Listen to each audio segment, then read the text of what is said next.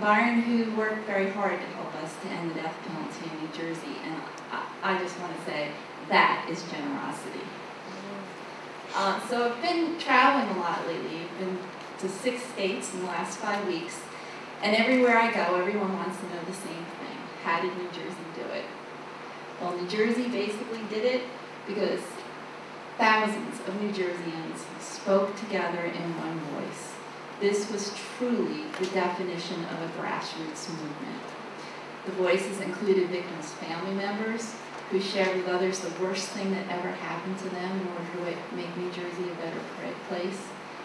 The voices included exonerees like Byron and many others who came to New Jersey to share the worst thing that ever happened to them in order to bring about positive change.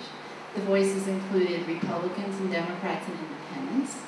They were people who had always favored the death penalty and changed their minds, and others who had always opposed execution.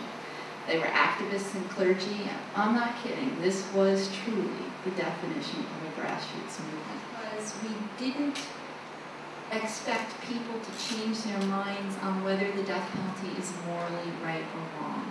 David and I talked about this, and you know, ultimately people, I think, can disagree on that point, on whether it's somehow deserved or not.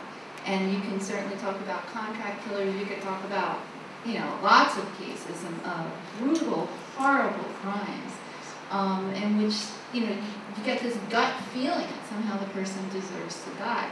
But at the end of the day, the death penalty is a policy choice. And this is not about the death penalty versus letting killers go free. This is the death penalty versus holding killers accountable for their crime and ensuring that somehow, you know, justice, the society, the victims' families, everyone impacted feels that justice is served. And in New Jersey's case, the death penalty was replaced with a sentence of life without parole. That is a very, very strong sentence. Someone said the other day, New Jersey was a moment, the next one will be a trend. I love that. That's a great line. And I think it happens to be the truth. We need to see other states move along. There's a lot going on. There's study commissions going on in California and Tennessee. There's one just about to begin in Maryland. Keep an eye on Maryland over the next year or so. We've got a lot of dialogue going on across the country, and it's being driven by emphasis on innocence, the emphasis on alternative policies. There's a lot going on, and so I think keep an eye out on states like New Mexico, Montana. There's quite a few that I could name, and hopefully in the next few years you'll begin to see a change in New Jersey. It won't just be a moment. It will have been the very beginning of the trend. We're breaking this sort of stereotype of it being a liberal or conservative issue.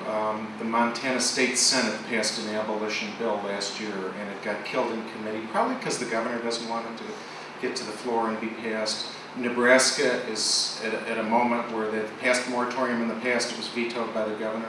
These are reliably sort of like Republican conservative states, especially Nebraska. And we're seeing people really rethink their viewpoint. And if you think of it, even from a conservative point of view, you have conservatives at least say that they're skeptical of government. I mean, if they don't like the way the post office works, why should they think that, you know, the death penalty system is going to work perfectly? Mm-hmm. And there's also this financial issue. You know, here's another government program that's investing, you know, literally billions of dollars across the country to execute a handful of people, when all the research shows that that money would be better spent on other effective crime prevention and help real, genuine assistance for crime victims.